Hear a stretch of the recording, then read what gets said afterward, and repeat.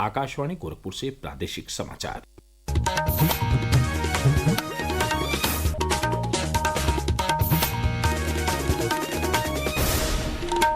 नमस्कार, समाचार बुलेटिन के साथ मैं वेद प्रकाश पाठक। पहले मुख्य समाचार। मुख्यमंत्री योगी आदित्यनाथ ने प्रदेश को $1 ट्रिलियन की अर्थव्यवस्था बनाए जाने के प्रयासों की प्रगति की समीक्षा की। कहा, लक्ष्य की सफलता के लिए हर विभाग को अपनी भूमिका का करना होगा निर्वहन। केंद्रीय राज्य मंत्री एसपी सिंह बघेल ने देश के पहले बकरी फार्म का किया शुभारंभ। कहा, अत्याधुनिक बकरी फार्म से सशक्त होगा भारत का पशुधन और कृषि क्षेत्र। आज से प्रदेश में शुरू होगी गेहूं की खरीद। प्रदेश भर में बनाए गए हैं 6,500 से अधिक क्रय केंद्र। और भारतीय जनता पार्टी ने प्रदेश के 70 जिलाध्यक्षों के नामों की घोषणा की। 5 जिलों में महिला कार्यकर्ताओं को भी मिली जिम्मेदारी।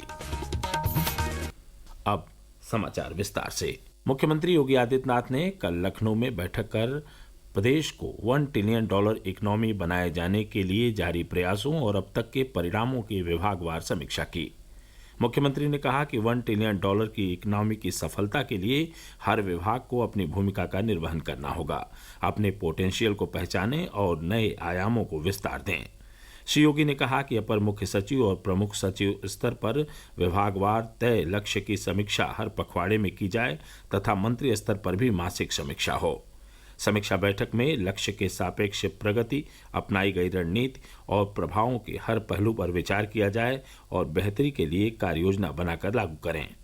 बैठक में मुख्यमंत्री ने वित्तीय वर्ष 2024-25 के बजट आवंटन और उसके सापेक्ष हुए व्यय की स्थिति की समीक्षा भी की।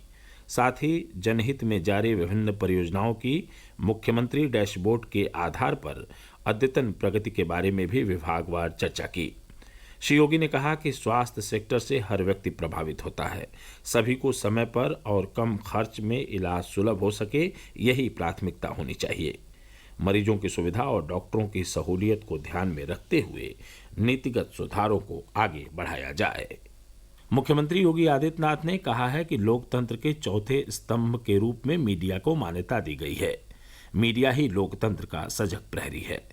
मुख्यमंत्री कल गोरखपुर में आयोजित गोरखपुर जर्नलिस्ट प्रेस क्लब की नवनिर्वाचित कार्यकारिणी के शपथ ग्रहण समारोह में पत्रकारों और प्रबुद्धजनों को संबोधित कर रहे थे। उन्होंने कहा कि मीडिया की भूमिका पूरी दुनिया में समय समय पर अलग अलग रूपों में देखने को मिल रही है।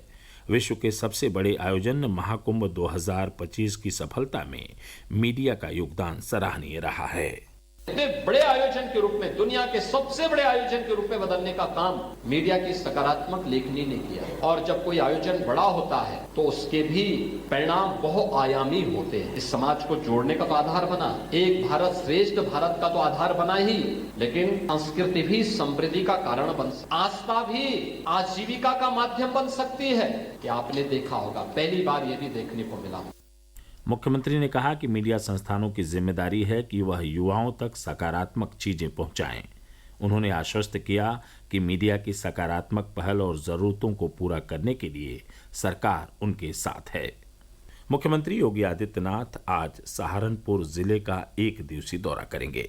इस दौरान श्री योगी विभिन्न कार्यक्रमों में शामिल होने के साथ ही जनपद के विकास कार्यों की समीक्षा करेंगे। एक रिपोर्ट। मुख्यमंत्री योगी आदित्यनाथ आज सहारनपुर के जनमंच सभागार में मुख्यमंत्री युवा उद्यमी विकास अभियान सीएम युवा के अंतर्गत 365 युवा उद्यमियों को ऋण वितरण का चेक प्रदान करेंगे। दौरे के तहत मुख्यमंत्री द्वारा मां शाकुंभरी विश्वविद्यालय का निरीक्षण करने के साथ ही सर्किट हाउस में जनपद के विकास और कानून व्यवस्था की समीक्षा भी की जाएगी। इस दौरान मुख्यमंत्री मां शाकुंभरी देवी का दर्शन करेंगे और उनसे जुड़ी पर्यटन योजनाओं की समीक्षा भी करेंगे। समाचार कक्ष से विवेक सिंह। इससे पहले आज सुबह मुख्यमंत्री लखनऊ के योजना भवन में प्रदेश के पूर्व मुख्यमंत्री हेमवती नंदन बहुगुणा की पुण्यतिथि पर आयोजित कार्यक्रम में शामिल होंगे। केंद्रीय पशुपालन एवं डेयरी राज्य मंत्री एसपी सिंह बघेल ने आगरा में स्थापित देश के पहले और सबसे बड़े अत्याधुनिक बकरी फार्म युआन agro farm and research institute का कल शुभारंभ किया।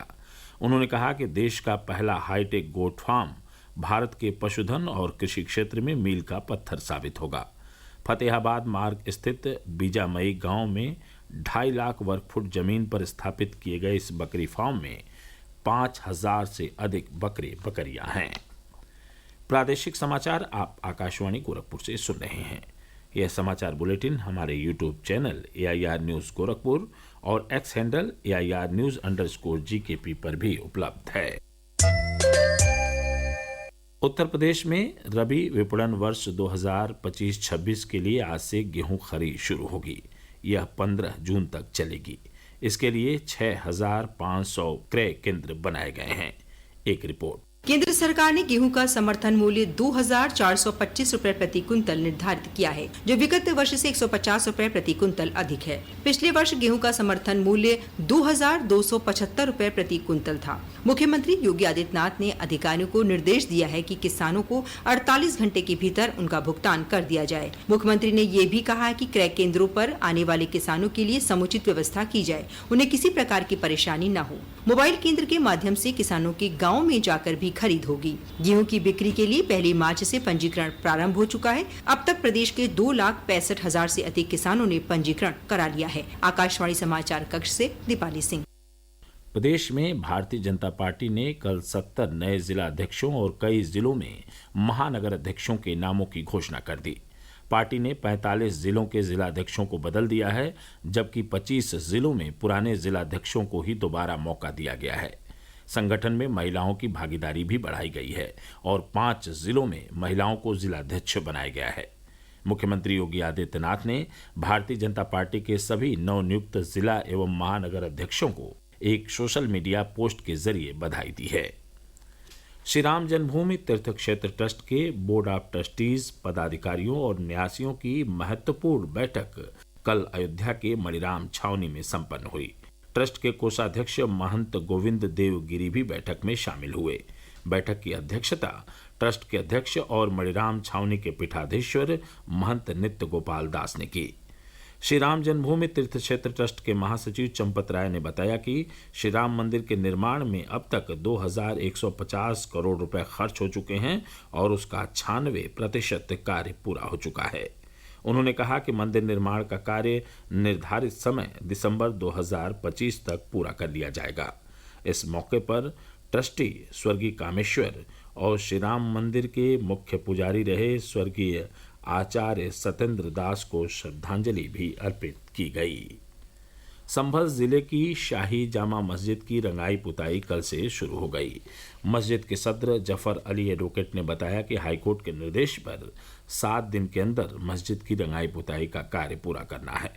इलाहाबाद उच्च न्यायालय ने पिछले दिनों मस्जिद की पुताई और सजावट का आदेश दिया था।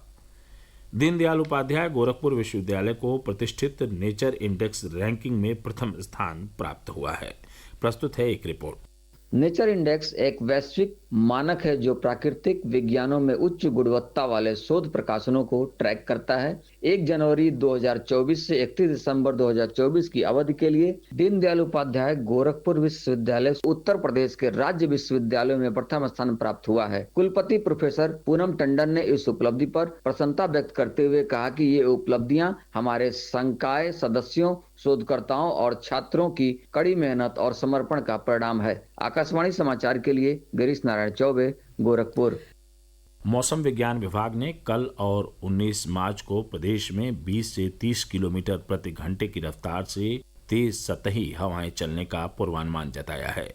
विभाग द्वारा जारी दैनिक मौसम पूर्वानुमान बुलेटिन के अनुसार 21 और 22 मार्च को पूर्वी उत्तर प्रदेश में कहीं कहीं गरज चमक के साथ बौछारें पड़ने की भी संभावना है। इस बीच पीलीभीत जिले में बीती आधी रात से हुई हल्की बूंदाबांदी से मौसम सर्द हो गया। और अंत में इस बुलेटिन के मुख्य समाचार एक बार फिर। मुख्यमंत्री योगी आदित्यनाथ ने प्रदेश को $1 ट्रिलियन की अर्थव्यवस्था बनाए जाने के प्रयासों के प्रगति की समीक्षा की। कहा, लक्ष्य की सफलता के लिए हर विभाग को अपनी भूमिका का करना होगा निर्वहन। केंद्रीय राज्य मंत्री SP सिंह बघेल ने देश के पहले बकरी फार्म का किया शुभारंभ। कहा, अत्याधुनिक बकरी फार्म से सशक्त होगा भारत का पशुधन और कृषि क्षेत्र। आज से प्रदेश में शुरू होगी गेहूं की खरीद। प्रदेश भर में बनाए गए हैं 6,500 से अधिक क्रय केंद्र। और भारतीय जनता पार्टी ने प्रदेश के 70 जिलाध्यक्षों के नामों की घोषणा की। 5 जिलों में महिला कार्यकर्ताओं को भी मिली जिम्मेदारी।